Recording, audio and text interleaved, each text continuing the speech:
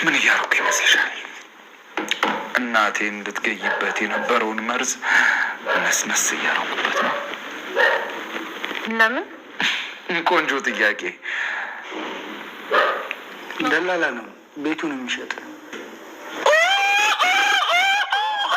በቃ ልዋረድ ማለት ነው። ከዚህ ቤት ልወጣ ነው ማለት ነው። ኧረ ጉድ አደረግከኝ። ኧረ እንደው ወይኔ ምንድን ነው መላው? ወንድዬ ዮዲትን እናቱን ልትገልባት በነበረው መርዝ ራሱ መርዞ ገደላት። ወይዘሮ ወርቅዬም ቤታቸውን ሸጠው ያላቸውን ንብረት ላጋቹ ሰጥተው ጎዳና ላይ ወጡ። ሰላም ሰላም! ውድና የተከበራችሁ ውድ ቻናል ቤተሰቦች እንዴት ናችሁ? ደህና ናችሁ ወይ? ዛሬም እንግዲህ ክፍል 39 ነው የእናት ግፍ ድራማ ይዤላችሁ የመጣሁት።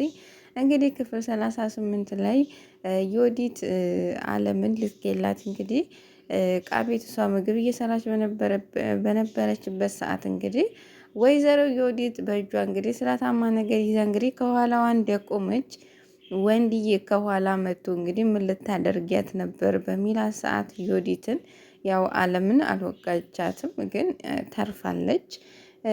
ወንድዬ እንግዲህ ከኋላ መጥቶ በሚይዛት ሰዓት እንዴ ቢላ አምጪ ብላኝ እኮ ልሰጣት ነው ምናምን ብላ አለምም እንግዲህ እንዴት ነው እኔ አንቺ አሰሪ እኔ ደግሞ ሰራተኛ አንቺን ቢላ አምጭልኝ የምልሽ ወንድዬ ውሸቷን ነው፣ እኔ ምንም ቢላ አምጪ አላልኳትም ብላ እንግዲህ ለወንድዬ በምትነግረው ሰዓት ብላኛለች፣ አቀቢኝ ብላኝ ለእሷ ልሰጣት ነበር እንጂ እኔ እኮ ክፉ ሰው አይደለሁም፣ ሰው ለመግደል አልሞክርም፣ እንዴት ሰው እንስሳ ነው ወይ እንዴት ሰው ይገደላል በምትለው ሰዓት እንግዲህ እና እኔና እማዬ ልትገይን የነበር ነው እንስሳ ሆነን ነው ብላታለች አለም። እንግዲህ በአለም በጣም ነው የተናደደችው። ያው ልትገላትም ፈልጋ ነበር፣ አልተሳካላትም። እንግዲህ ሶፋ ላይ ቁጭ ብላ ወይዘሮ ዮዲት አለም እኔን አንቺን ያደርገኝ አንድ ቀን ያገኘሁሽ ቀን እገልሻለሁ ብላ እንግዲህ በምትዝትባት ሰዓት እንግዲህ ሰው መግደል እንደሆን የለመድሽው ነው፣ አታገኝኝም ፈጣሪ እኔን ጥሎ አይተኛም ይጠብቀኛል ብላ እንግዲህ በምትነግራት ሰዓት እንግዲህ ወይዘሮ ዮዲትም እንግዲህ ምግብ ርቦኛል አታመጭልኝም ወይ ስትላት አለምም እንግዲህ ጸጥ ብላ ሄዳለች። እኔ አብልቼ አጠጥቼ እንዴት ነው እሺ እንኳን እምቢ ሳትለኝ ዝም ብላኝ የምትሄደው ወይ ጥጋብ፣ ቆይማ አንድ ቀን እሰራልሻለሁ እያለች እየፎከረች ባለችበት እንግዲህ አለምዬ እንግዲህ እንጀራዋን ይዛ መታ እንግዲህ በምትሰጣት ሰዓት እንዴት ዝም ብለሽኝ እኮ ነው ሄድሽው እንዴት ምግብ ታመጭልኛለች ስትላት እንግዲህ ባንቺ ምግብ ራበኝ እያልሽ በተናድጄብሽ ስለነበረ ምግብ ልከለክልሽ አልችልም፣ እኔ እንዳንቺ አይደለሁም ብላ እንግዲህ ሰታት ሰፍ ብላ ልትበላ በነበረችበት ሰዓት እንግዲህ አቶ ወንድዬ መጥቶ አለም ምን እየሰራሽ ነው? እቺ የሰው አውሬ እኮ ነች፣ ምንድን ነው የሰጠሻት በሚላት ሰዓት እንግዲህ ራበኝ ስትለኝ እኮ ነው የሰጠዋት ትላለች አለምም። ወንድዬም ምንም ብትል ምግብ አይገባትም ለዚች ለሴትዮ ብሎ እንግዲህ እንትን ሲል እንዲህ ወንድዬ ጠዋትም እኮ አልበላሁም ራበኝ በምትለው ሰዓት ሙቺ ምግብ አታገኝም ብሎ እንግዲህ የእናቱን ልትገልበት በነበረው መርዝ ማለት ነው እንግዲህ እናቷ በሰጠቻት እሱን እንግዲህ ምግቡ ላይ እየነሰነሰ ነው። እሷም ደግሞ አትኩራ እያየችው ነው። ምን እያረክ ነው በምትለው ሰዓት እንግዲህ ላጉርስሽ እያለ በደንብ አድርጎ እንግዲህ እየቀመመላት ነው ማለት ነው። ወንድዬ ጎበዝ የእውነት ትብላት። ወደና አስቻለው እንግዲህ ስንሄድ አስቻለውም እንግዲህ ያው ቤቱን ሊሸጠው ነው። ደላላ አምቶ እንግዲህ እስከ መቼ ድረስ ትሸጥልናለህ በሚለው ሰዓት እንግዲህ እናንተ እስከ መቼ ትፈልጋላችሁ? እስከ ሳምንት ድረስ ይቆያል ብሎ በሚላቸው ሰዓት እንግዲህ ደላላውም እስከ ሳምንት እንኳን አይደለም እስከ 3 ቀን በሚለው ሰዓት እንግዲህ ስንት ያወጣል ሲለው 19 ሚሊዮን ብሎታል። እንግዲህ 19 ሚሊዮን ከሆነ ቤቱ 23 ሚሊዮን ነው። 4 ሚሊዮን ደግሞ ተጨማሪ ይኖራል ማለት ነው። እንግዲህ አስቻለውም እንግዲህ እሺ በቃ ብሎ ያው በ3 ቀኑ ቤቱ እንዲሸጥ እንግዲህ ተስማምቶ በሄደበት ሰዓት እንግዲህ ወይዘሮ ወርቄ መተው እንግዲህ ሰውየው ማን ነው ምንድን ነው በሚሉ ሰዓት እንግዲህ አስቻለውም እንግዲህ ቤቱን የሚሸጠው ደላላ ነው በሚል ሰዓት እኔ ቤቱን አልሸጠውም በሚሉ ሰዓት እንግዲህ ወይዘሮ ወርቄ ይሸጣል አንቺም እስር ቤት አገቢም በሚላቸው ሰዓት እንግዲህ ወይዘሮ ወርቄ በቃ አሁን እንግዲህ እኮ አመዳም ልሆን ነው እስር ቤት ይሻለኛል ቤቴን ከምሸጥ ምንም ነገር የለንም ስንት ነው የሚሸጠው በሚሉ ሰዓት እንግዲህ 19 ሚሊዮን በሚላቸው ሰዓት 4 ሚሊዮን ኬት እናመጣለን እንግዲህ ሲሉ ከባንክ ቤት ካለሽ ብር ትጨምሪበታለሽ ብሎ እንግዲህ ነግሯቸዋል ማለት ነው። ወይዘሮ ወርቄ እንግዲህ እያለቃቀሱ በቃ እኔ አመዳም ልሆን ነው አመዳም ከመሆን ብታሰር ይሻለኛል በሚሉ ሰዓት እንግዲህ አስቻለውም ከምትታሰሪ እስር ቤት ከገባሽ እስረኛ ነው የምትሆኚ ካልታሰርሽ ደግሞ ሰርተን መለወጥ ማግኘት እንችላለን እያላቸው እንግዲህ ይገኛል። እነሱም በጣም እያለቀሱ ነው። ወይዘሮ ወርቄ ወደና አለምና ዮዲት ስንመለስ እንግዲህ እኔን ገለሽ ያለ እናቴን ያለ ጧሪ ለታስቀሪያት ነበር አይደለ አንቺ እናትሽን አትወጂምና ብላ እንግዲህ ለዮዲት በምትነግራት ሰዓት እንግዲህ ዮዲትም እንግዲህ ህይወቴን አበላሽተሽ በሰላም እንድትኖሪ አልፈቅድልሽም ብላታለች ማለት ነው አለምም እንግዲህ እኔ ያንቺን ህይወት አላበላሸሁም ለራስሽ ኃላፊነት መውሰድ አለብሽ የራስሽን ህይወት ያበላሸው አንድ ሰው ነው እሱም ደግሞ ራስሽ ነሽ ራስሽን ያበላሸሽው ብላታለች እንግዲህ አለም ዮዲት እንግዲህ ራሷ ባጠፋችው ጥፋት ሰራተኛዋን አለምን እንግዲህ ለምን ቀረጸችኝ እሷ ነኝ ጥፋተኛ ነው እንግዲህ እያለች የራሷን ጥፋት ራሱ አምና ወይም ለመቀየር ወይም ደግሞ ሰውን ይቅርታ ለመጠየቅ ሳይሆን በጥፋት ላይ ሌላ ጥፋት ነው እየጨመረች ያለችው እና ምክንያቱም ያው አስተዳደጓ ነው የወይዘሮ ወርቅዬ ልጅ ሆና እንዴት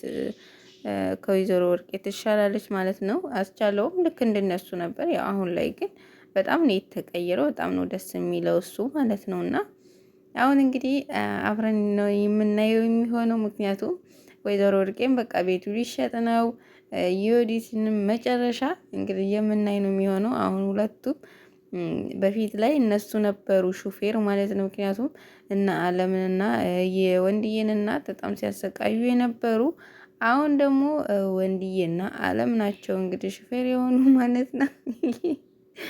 እነሱ በተራቸው ደግሞ እነሱን ውጡ ግቡ እያሏቸው ይገኛሉ ማለት ነው። እና ወንድዬም ስንመለስ እንግዲህ ወንድዬ እንግዲህ ከዚህ በፊት እናቴን ስታስርቢ የነበርሽ ሴትዮ አሁን አንቺን እንዴት ራበሽ? ራቡን እንዴት እንደሆነ መቅመስ አለብሽ። ለእናቴ የቀረበውን ምግብ እኮ እሷ ሳትበላ ራበኝ እያለች ስትበይባት ነበር የኖረሽው እያለ እንግዲህ ዮዲትን ያው ብድሯን በሰፈሩት ቁና ይሰፈራል ማለት ይሄ ነው። ብድር በምድር ሳይውል ሳያድር ሲከፍል ማለት ነው። እና እንግዲህ ወንድዬ ደግሞ በተራው እንግዲህ እሷን ምክንያቱም የሰራችውን ነው እየሰራ ያለው ትወቀው ማለት ነው። ረሃብንም ሁሉን ነገር ትየው ጥሩ ሰው ትሆናለች ብዬ አስባለሁ። ከእንግዲህ በዚህ ከተማረችበት ማለት ነው። የወርቅዬ የእህት ልጅ እና እንግዲህ ፀሐይ ደግሞ እንግዲህ ለወይዘሮ የወርቅዬ እህት ልጅ እንግዲህ አለምን አሳግተዋት ነበረ። ካሜራ ቀርጻቸው ስለነበረ አጋቹ ደግሞ መረጃ ያዘባቸው እንዲሁም ደግሞ እነሱን የዮዲትና የዮዲት እናት የወንድዬን እናት ሊገሉ መድኃኒት ሲመርዙ አለም ቀርጻ ስለነበር በሱ መረጃ አስፈራርቶ ወደነ ወይዘሮ ወርቅዬ ዞሮባቸው 23 ሚሊዮን ጠየቃቸው። 23 ሚሊዮን ካልሰጡት ደግሞ እስር ቤት ነው የሚገቡት። ስለዚህ ቤታቸውን ሊሸጡ ነው ብላ እንግዲህ ፀሐይ በምትነግራት ሰዓት ሰው የዘራውን ነው የሚያጭደው የሚባለው ነገር ለካ እውነት ነው ብላለች ማለት ነው። እውነት ነው። ሰው የዘራውን ነው የሚያጭደው። ጉድጓዱን ራሱ አርቃት ቆፍረው ማን እንደሚገባበት አይታወቅም ይባላል እና ምክንያቱም ለሌላ ሰው የተቆፈረው ጉድጓድ እሱ ሊገባበት ስለሚችል ማራቅ የለበት እና እነሱም እንደዛ ነው የሆኑት። ለሌላ ሰው ጉድጓድ ሲቆፍሩ ራሳቸው የማይወጡበት ጉድጓድ ውስጥ ገቡና አረፉት ማለት ነው። እንደዚህ ሆነው በማየታቸው ሁለቱም በጣም ነው ደስ ያለኝ። እኔ ዮዲትም ወይዘሮ ወርቄም አያሳዝኑም። ምክንያቱም የስራቸው ነው። ለሰው እዝነት ወይም ርህራሄ የላቸውም። ወይዘሮ ወርቄ እንግዲህ አሁንም እያለቃቀሱ ነው። ምክንያቱም አታልቅሽ በሚላት ሰዓት እንግዲህ አስቻለውም እንዴት ነው የማላለቅሰው ድሃ ሆኜ በሚላት ሰዓት እንግዲህ ወይዘሮ ወርቄም እንግዲህ ልጇን አስቻለውን አመዳም የአመዳም ልጅ እያሉ እንግዲህ እየሰደቡት ምክንያታቸውን ራሳቸው እየሰደቡ መሆናቸው ራሱ አልታወቃቸውም።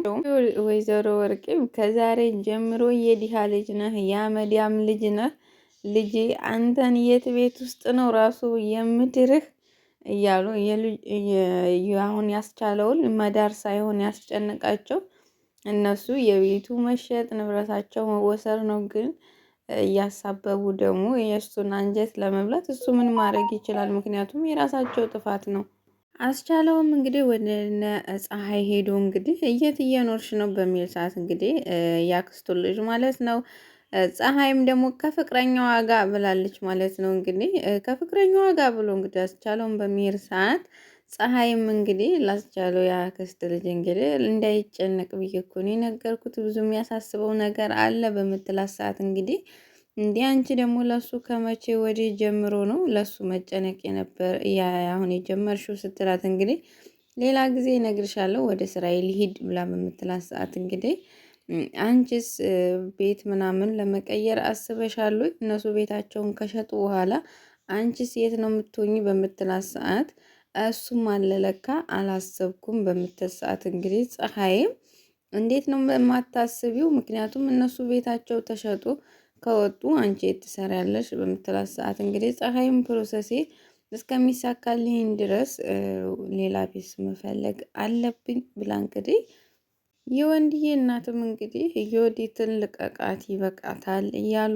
በሚጠይቁት ሰዓት እንግዲህ የወንድዬም አለቃትም እንዴት ነው እናቴ ልቀቂያት የምትይኝ በሚላቸው ሰዓት እንግዲህ እኔ የምፈልገው ያንተን ሰላም ነው፣ እሷን ልቀቃትና ሰላማችንን እንኑር ቢሉትም ወንድዬ አለቃትም እሷ ዋጋዋን ማግኘት አለባት እያለ እንግዲህ በጣም እየዛተና እንግዲህ እየፎከረን ያለው ውድ ቤተሰቦች እንግዲህ ክፍል 39 የእናት ክፍል ይሄን የመሰለ ይዤላችሁ መጥቻለሁ።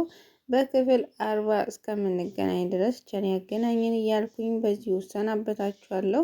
ሀሳብ አስተያየታችሁን ደግሞ በኮሜንት አሳውቁኝ። ቻው ቻው፣ ቸር ያገናኘን።